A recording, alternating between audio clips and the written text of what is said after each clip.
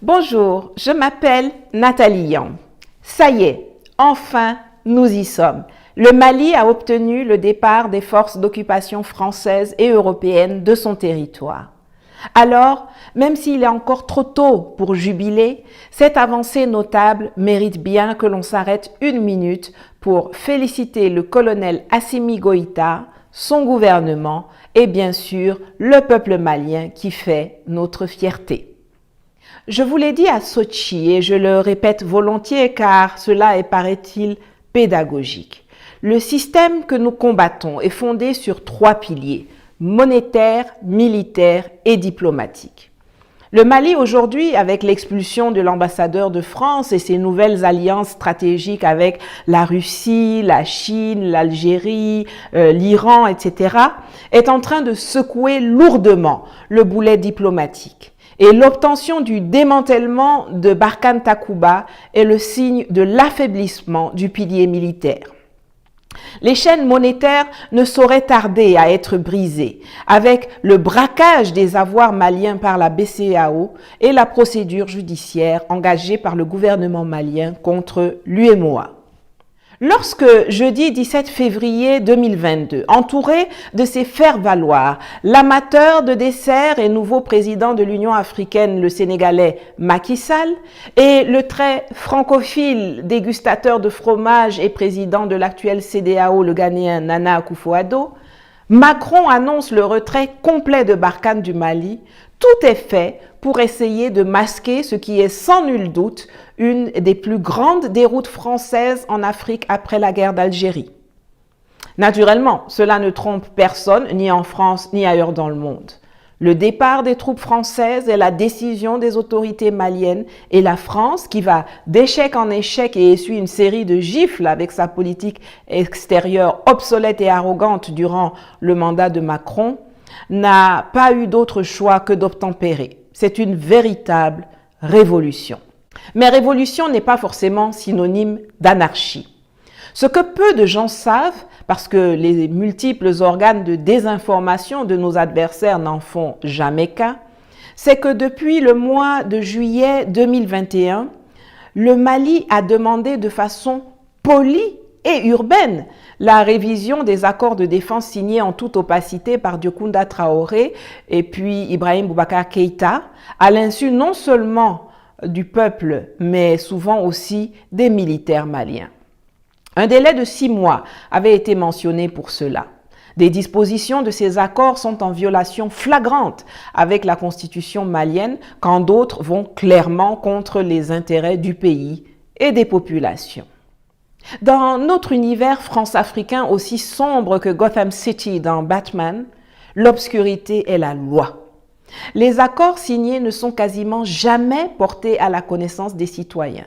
Et même lorsqu'ils le sont, comme par exemple l'a fait le professeur Mamadou Koulibaly en Côte d'Ivoire lorsqu'il a été élu à la tête de l'Assemblée nationale en 2001, en publiant les accords constituant le pacte colonial trouvé dans les archives du Parlement, il y a toujours des annexes bien dissimulées, jalousement protégées par les chefs d'État qui se gardent bien de dévoiler à combien ils ont vendu notre bien-être et notre souveraineté pour obtenir l'assurance de Paris de se maintenir au pouvoir et de voler en toute quiétude les ressources et les deniers publics.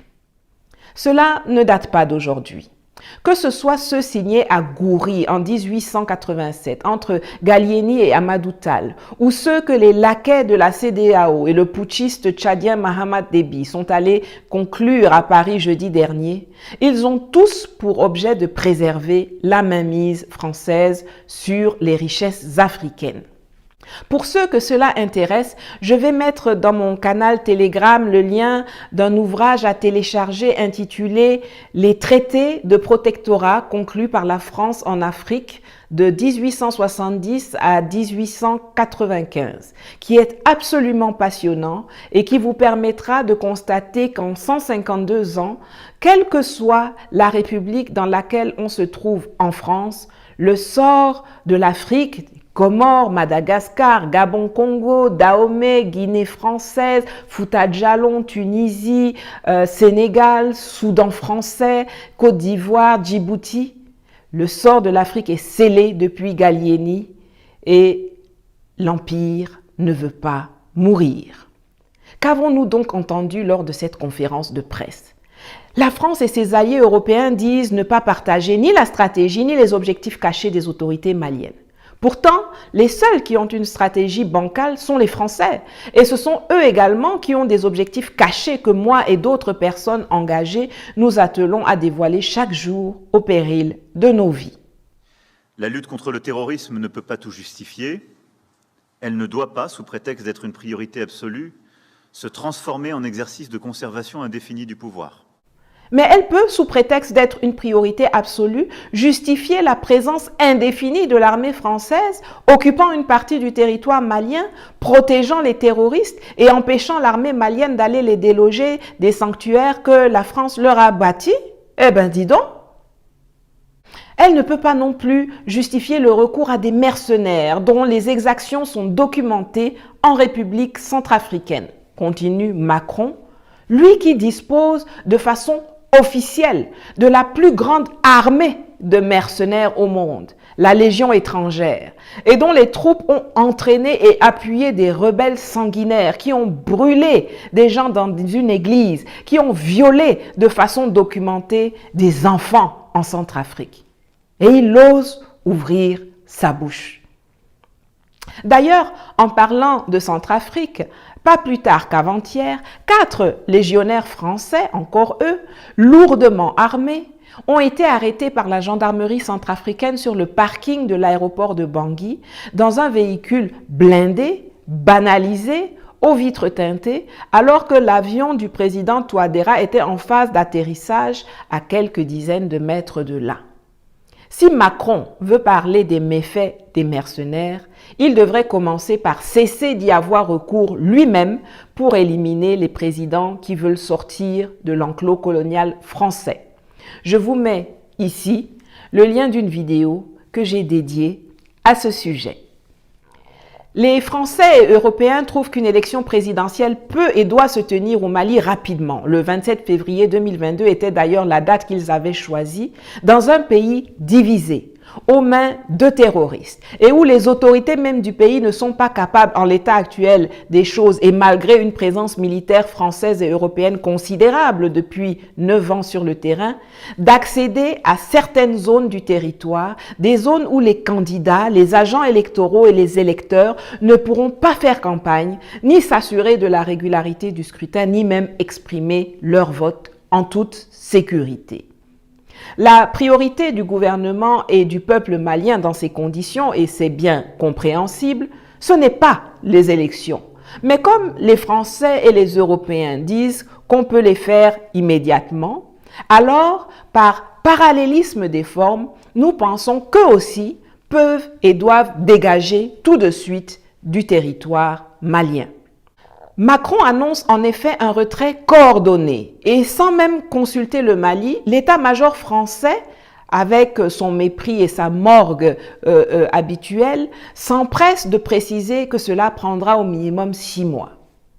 Les Occidentaux n'ont pas voulu de coordination lorsqu'ils ont pris des décisions sur le Mali sans que le Mali ne soit présent. Les autorités maliennes ont donc bien réagi, rapidement, sans complexe et en application du principe de réciprocité, en exigeant que le départ des troupes franco-européennes se fasse de façon immédiate.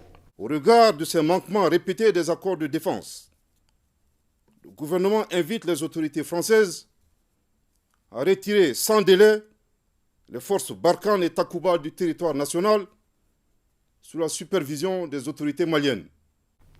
Pas besoin de coordonner quoi que ce soit sur la durée. Ce que les Français et Européens ont à faire pour démanteler leur opération est beaucoup plus simple que ce que les autorités maliennes ont à faire pour recouvrer l'intégrité du territoire et ramener la sécurité dans le pays. Laissez-moi prendre 2 exemples historiques pour étayer mon point de vue. Les Soviétiques, les Anglais et dans une mesure beaucoup moindre les Américains ont libéré la France de l'occupation nazie lors de la Deuxième Guerre mondiale. Dès 1951, dans un contexte de guerre froide, les Américains ont installé des bases militaires en France. D'abord le haut commandement de l'OTAN à Paris, puis leur quartier général des troupes en Europe à Saint-Germain-en-Laye en 1954. Mais le putschiste récidiviste que les Français adorent jusqu'à ce jour, le général Charles de Gaulle, est très vite peu enthousiasmé par cette présence étrangère sur son sol qui entravait sa souveraineté militaire, d'autant plus qu'il connaissait très bien les méthodes très bizarres des Américains. Et il annonce donc la sortie de la France du commandement militaire intégré de l'OTAN et exige le démantèlement des bases américaines en France le 10 mars 1966. Pour avoir fait cela, il fut célébré et continue d'ailleurs de l'être comme un immense patriote par le peuple de France. Pour la petite histoire, quand les Américains ont présenté un chronogramme de retrait qui s'étalait sur 2 ans, De Gaulle l'a rejeté et le 14 mars 1967, les derniers soldats américains pliaient leur drapeau et allaient s'installer en Belgique, devenue la base de l'OTAN. Durant tout ce processus, on n'a pas vu les Américains insulter De Gaulle et son gouvernement. On ne les a pas vus adopter une attitude belliqueuse envers les Français. American military personnel and installations in France may only be a memory if General de Gaulle's April 1st, 1966... Un débat partage alors la Maison-Blanche. Réagir ou laisser faire. Johnson tranche. Lyndon Johnson a réagi en disant « Si quelqu'un vous demande de quitter sa maison, vous prenez votre chapeau et votre manteau, vous dites au revoir et vous partez sans faire de vagues. » Pour lui, ce n'était pas qu'un proverbe texan. Alors pourquoi quand notre De Gaulle à nous, Assimi Goïta, demande la même chose que leurs putschistes récidivistes préférés à eux là-bas, ils se comportent comme s'ils avaient été piqués par une armée de tarentules et de scorpions? Et si les États-Unis ont pu alors évacuer 27 000 soldats, 37 000 employés, et 30 bases aériennes, terrestres et navales en un an, ce n'est pas pour les 2500 ploucs de Barkhane et Takuba qui sont au Mali avec des équipements plus modernes et plus rapides que les Français vont réclamer des années ou même 6 mois pour partir. En 2 semaines, maximum 4, ils peuvent et doivent dégager. Ils l'ont d'ailleurs bien prouvé quand ils ont plié bagages de Centrafrique en démantelant à vitesse grand V l'opération Sangaris et en laissant le gouvernement Touadéra en plan face à des rebelles que la France continuait de soutenir, coacher et financer, un état de fait qui perdure d'ailleurs jusqu'à aujourd'hui. Qu'ils partent vite. Oust! Mais ce n'est pas parce qu'on veut vite mettre fin à ce cauchemar français qu'on doit les laisser faire n'importe quoi.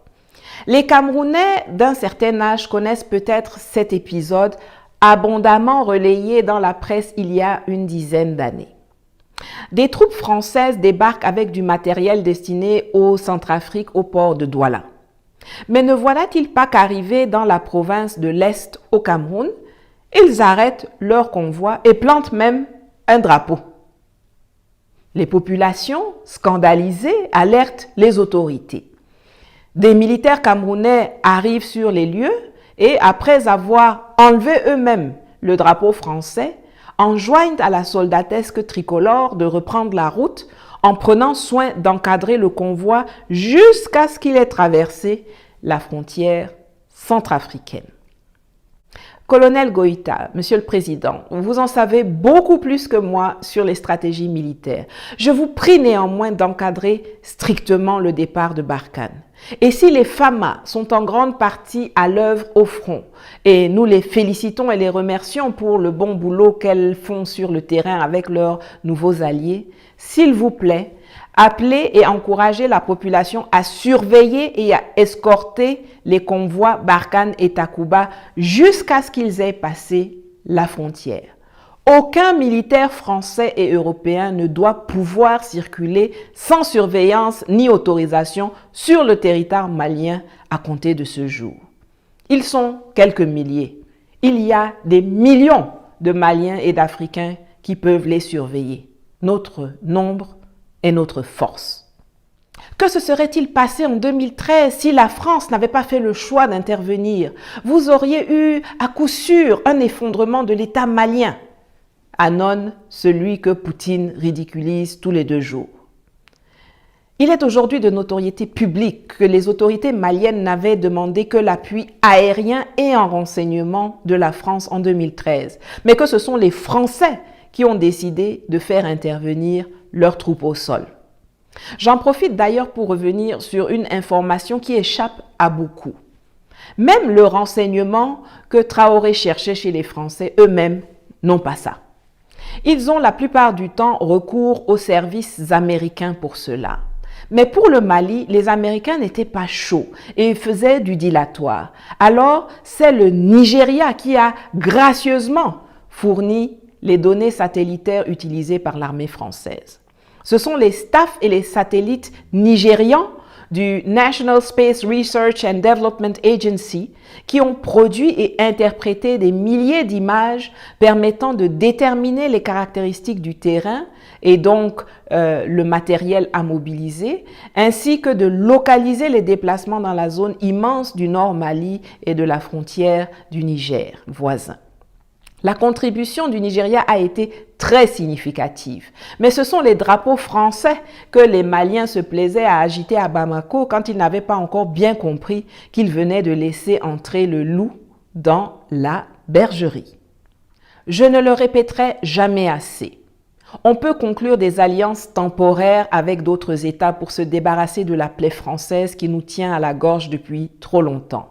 Mais le vrai sens de notre combat est de pouvoir nous unir entre nous, Africains, et d'être capables de nous défendre nous-mêmes. La solution au problème de l'Afrique est endogène. C'est nous, Africains, qui l'avons. Mais revenons à nos moutons. La France a donc choisi d'intervenir avec des moyens gigantesques quand le problème était à ce niveau. Et 9 ans plus tard, au lieu que notre phalange soit soignée, la gangrène a plutôt infesté tout notre corps jusqu'aux genoux. Et c'est vous qui voulez qu'on vous dise merci? 9 ans plus tard, les 2/3 du territoire échappent à l'État malien, soit parce qu'ils sont aux mains de l'armée française qui interdit à l'armée malienne d'y pénétrer, soit aux mains de terroristes installés par la France, tellement obnubilés par l'idée de diviser cet immense territoire de 1 241 000 km² qu'elle a même baptisé sa task force Takuba, qui signifie épée en tamatchek. La même France qui a entretenu de 2002 à 2010 la partition de la Côte d'Ivoire, la même France qui a pactisé avec les rebelles du MNLA et les a ramenés au Mali pour leur permettre de créer une enclave qui échappe au contrôle de l'État malien, c'est cette même France-là qui pousse des cris d'orfraie depuis que Vladimir Poutine a signé avant-hier les décrets reconnaissant l'indépendance des républiques populaires de Donetsk et de Lugansk, les provinces séparatistes de l'Est de l'Ukraine, dans un contexte de réembrasement de la guerre froide qui bat son plein actuellement. C'est assez marrant, je l'avoue.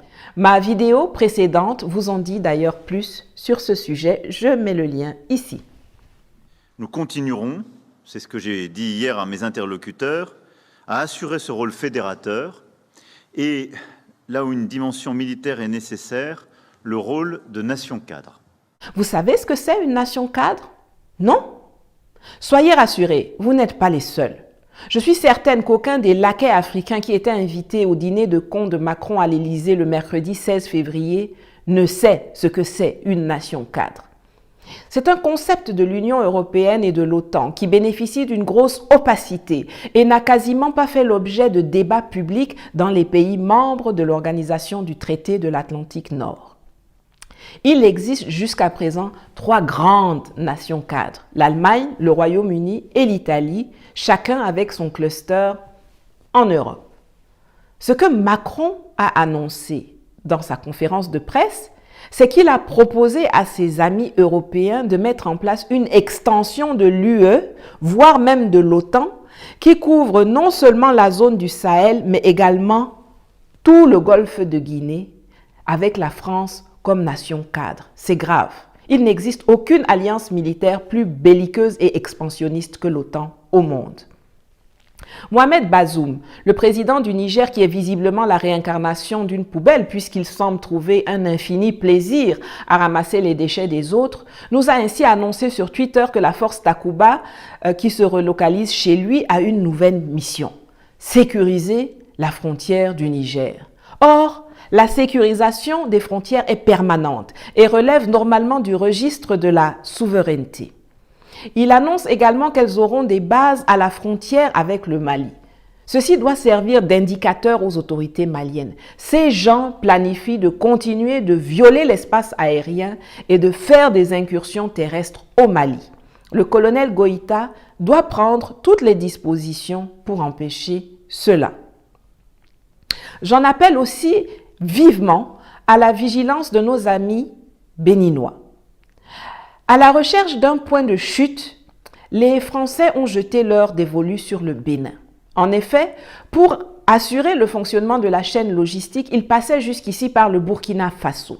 Mais l'épisode du convoi de Barkhane chahuté par les populations récemment et le coup d'État au Faso les mettent dans l'embarras. Ils ne peuvent donc prendre aucune sanction, par ailleurs illégale, de fermeture de frontières de ce pays pour l'instant, et ont déjà identifié le Bénin comme alternative en termes de hub. Et c'est ainsi que, tout à fait par hasard, ou pas, brusquement, on nous parle d'attaques terroristes dans le nord du Bénin. Exactement le type d'incident qui servira de justificatif à Patrice Talon pour faire appel aux troupes françaises et décider de leur installation durable au Bénin. J'invite ardemment les populations béninoises à une extrême vigilance. Regardez bien derrière l'écran de fumée. Ces gens-là sont pires que le cancer, le sida et le palu réunis. Premier Gaou n'est pas Gaou, mais c'est deuxième Gaou qui est Nyata. Je vais d'ailleurs appeler mon jeune frère Kémy Seba qui est sur place pour en discuter avec lui. Aucun de nos chefs d'État n'avait de raison d'aller à Paris rencontrer Macron en aparté. Il y a eu un sommet UE-UA les 17 et 18 février à Bruxelles.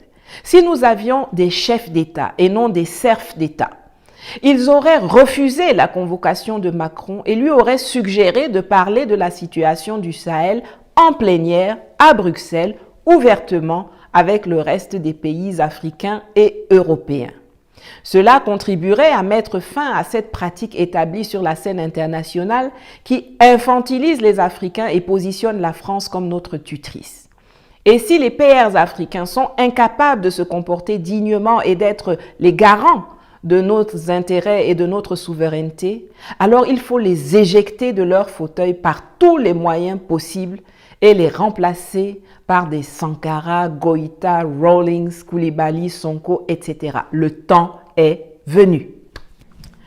Voilà, je remercie toutes celles et tous ceux qui ont déjà contribué à ma cagnotte, ce qui me permet de continuer à vous proposer ce type de contenu éducatif qui non seulement ouvre les yeux de nos frères et sœurs, mais met aussi en transe nos adversaires qui sont extrêmement fébriles en ce moment. J'ai d'ailleurs reçu ces dernières semaines des menaces de mort de la part d'officiels et d'agents, pas si cachés que cela, de la France-Afrique. Menaces que j'ai pris le soin de documenter au cas où ils réussiraient à me faire taire à jamais, ce qui est visiblement un de leurs rêves. Je mets en bas de l'écran et sous la vidéo, en boîte de description ou en commentaire, les liens pour contribuer. Et comme certains d'entre vous me l'ont demandé, je mets également les liens de mes wallets, de mes portefeuilles Bitcoin et USDT, si vous voulez participer en crypto. Allez, je vous donne rendez-vous pour la prochaine vidéo pour peut-être enfin analyser la situation au Burkina Faso et déterminer pour qui joue le colonel Damiba, si l'actualité ne s'immisce pas une nouvelle fois dans mon planning. N'oubliez pas de mettre un pouce, de partager cette vidéo, de vous abonner si ce n'est pas déjà fait et d'activer les notifications. Vous avez tous les liens de mes réseaux sociaux en boîte de description. À bientôt. Merci.